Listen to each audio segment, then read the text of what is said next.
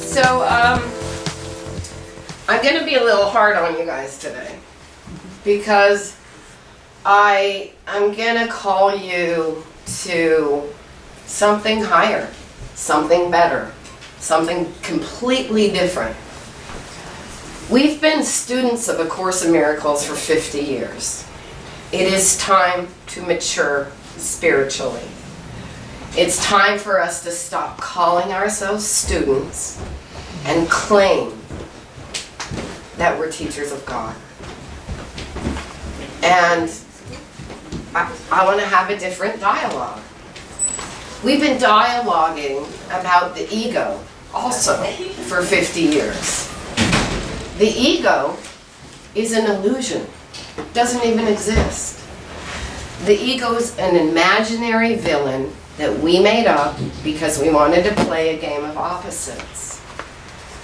And in A Course in Miracles community, if ever I say the ego's undone, I get like all this flack. How dare you? How dare you say there's no ego? But if you expose a lie, the lie is no more. The only way a lie has power is if you believe it. The ego is our own imaginary villain. And if you are ready to tell it to get the hell out of your head, then do it. It's your villain. But you can keep it if you want. And you can be a student of A Course in Miracles for another 50 years. But what happened for me as a student is I got stuck in a spiritual ego. In my spiritual ego, I knew everything A Course in Miracles said. I could tell you all about it. But there was still a voice in my mind telling me I wasn't there yet. I wasn't worthy. I needed to work harder. I needed to do more. And if you have a voice in your head that's telling you that you'll arrive if you just do the workbook perfectly one more time. Stop doing the workbook. Knock it off. Enough already. I mean, I did it for 4 years straight. Did it bring me self-acceptance? No. It kept me chasing self-acceptance. So self-help, self-improvement, the purpose of that is to keep you from self-acceptance. And it sells a hell of a lot of books too. All right, so we're going to enter a new dialogue. The first thing we get to do before we enter this dialogue is I'm going to remind you of your childlike wonder. I'm going to remind you that Jesus asked you to be his little children. He says, forget what you think you know. Forget what you've been told. Come outside and play with me. Let's lie on the grass and look at the sky and say, I wonder what creative process came up with this. I wonder what I can create if I stop complaining about what's broken. The other thing Jesus told us that we forget often He says there is no world. We did make up, imagine, an entire universe of opposites. Voila. We made up an entire universe of opposites because we wanted to play the game of good and evil. When we asked Creator, can we play the game of good and evil? Creator says, you can do whatever you want because I will stop nothing. But you can't mess yourself up. You can't make it real. You can't make sin real. You can't make any of it true. But you can pretend all you want. So we pretended we were evil. We made up an evil God. Because in a game of opposites, you have to have God the fucker and God the lover, right? You can't have just God the lover. But the symbology of truth is everywhere. We left ourselves hints all over the place. God created, right? First cause created and said, it's good. No problem. Right? We said, well, we want good and bad. And I want it to be good and bad. And that's all it is. It's a childish game of wanting to pretend that there's good and bad.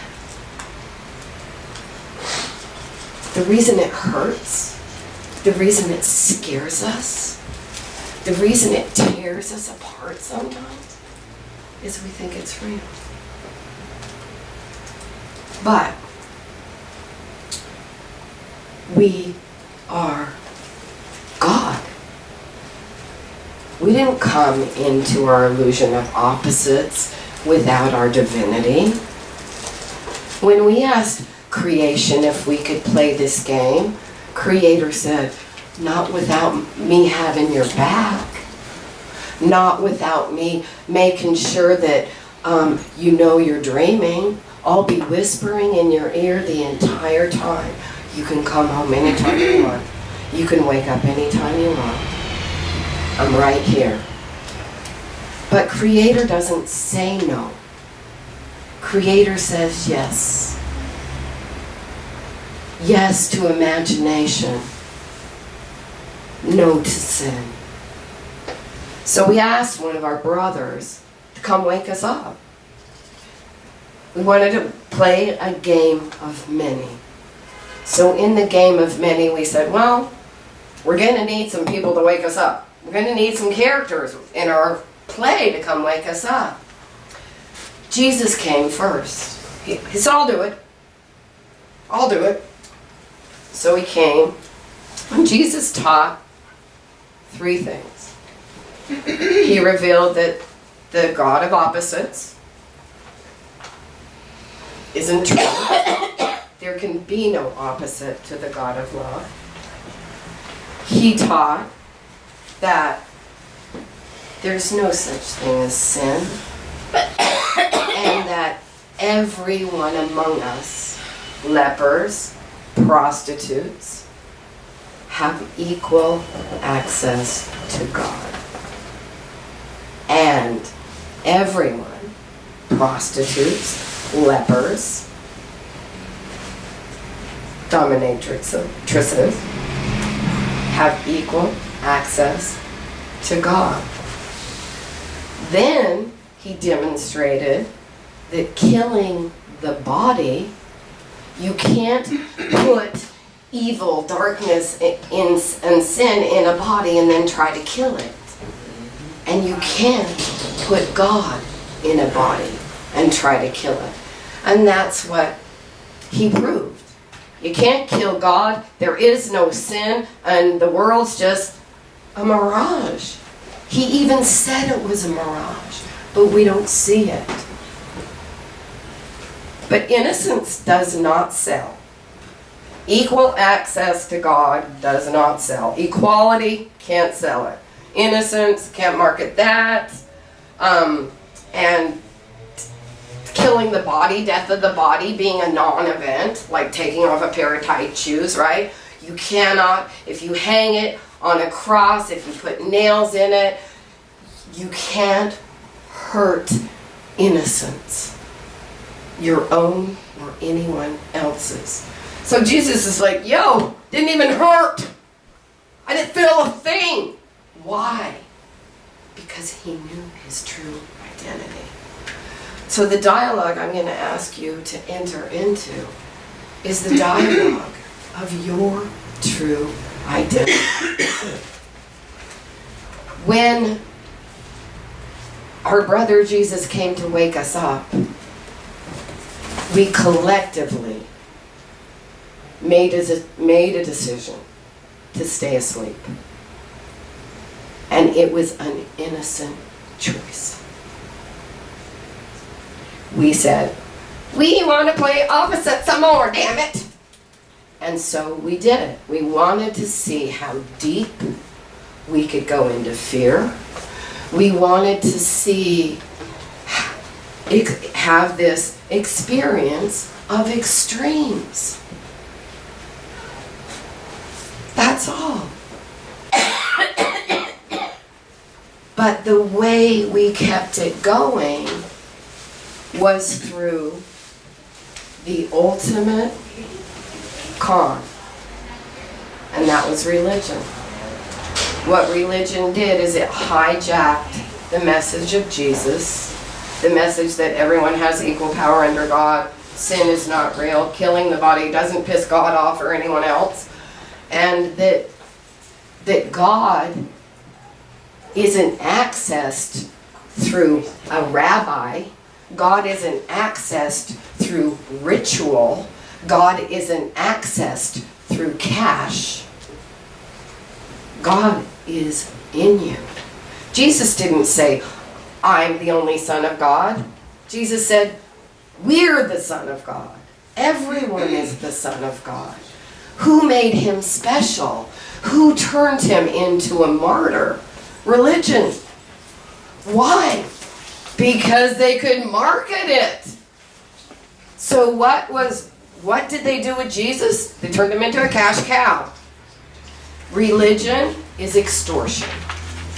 Period. Every one of them. And I will not make nice about it, and I will not pretend that that's not what it is. And it pisses people off. I might even get assassinated if I keep saying, talking this truth. Religion is extortion.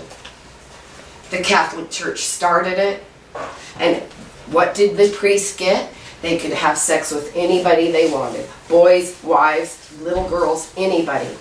They took land, they took money, they took labor. They extorted.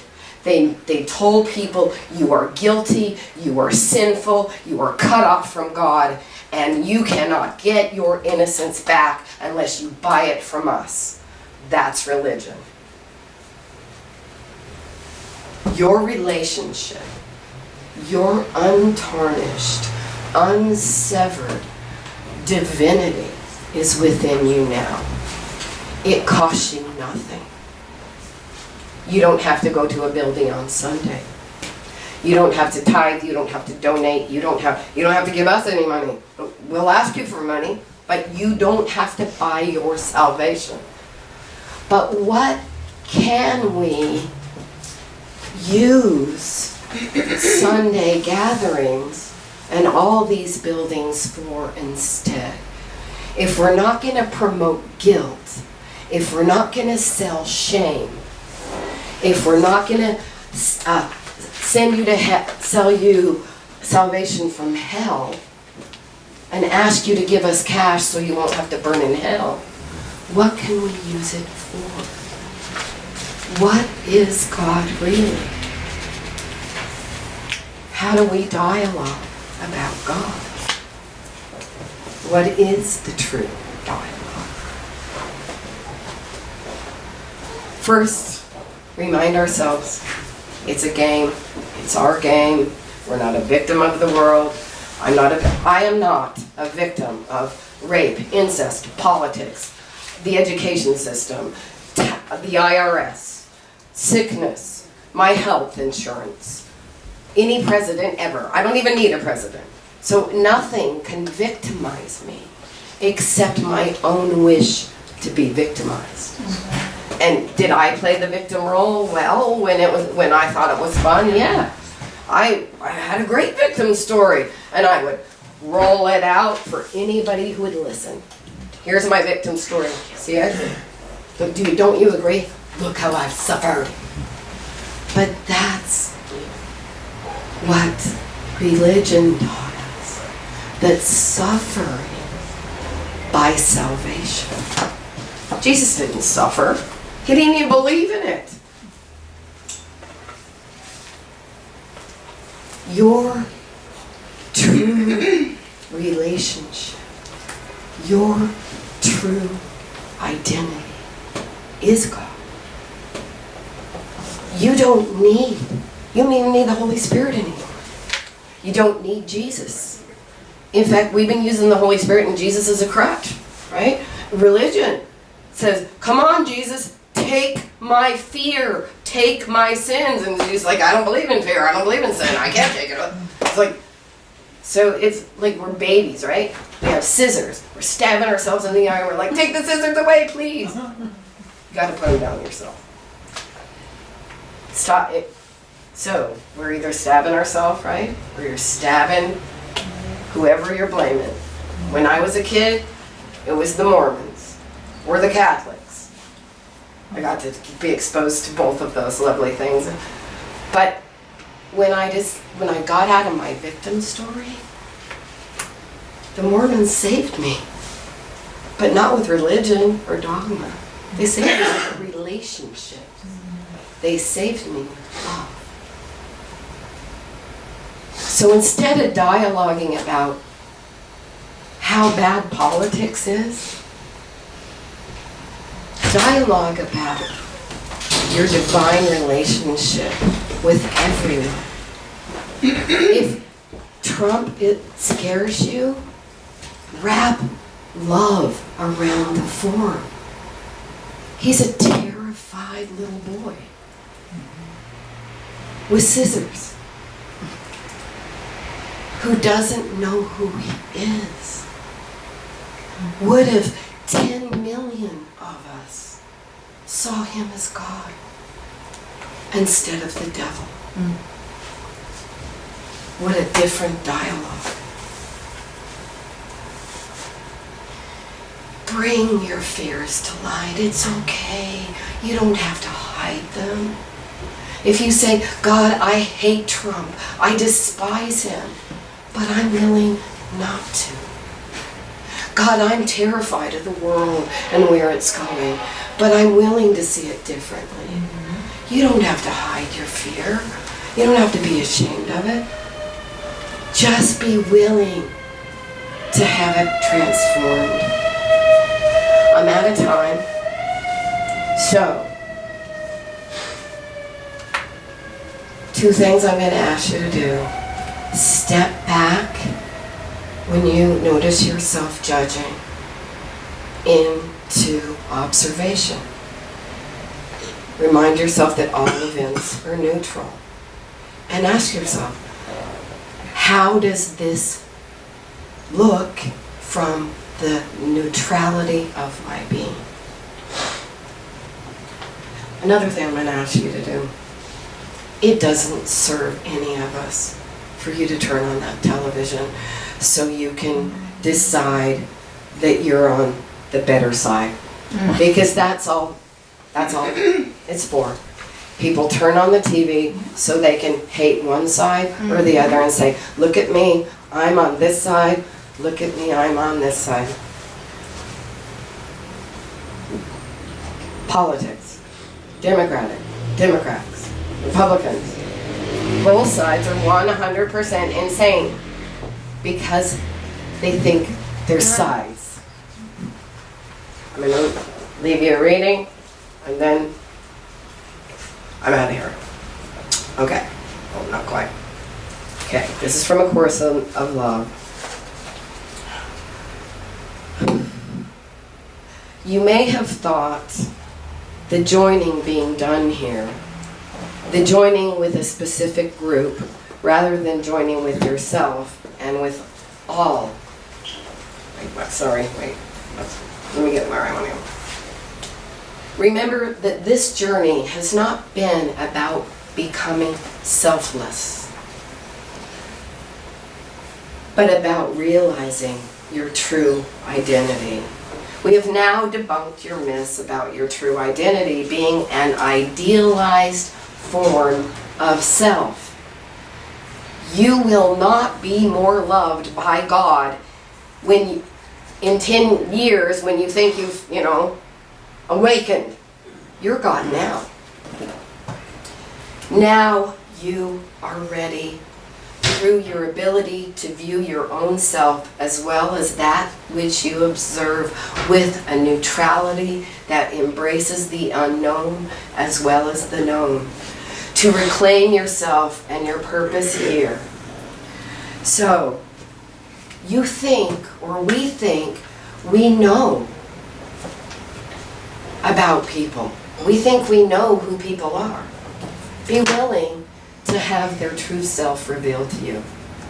Yay, you. Yay, God. Yay, us.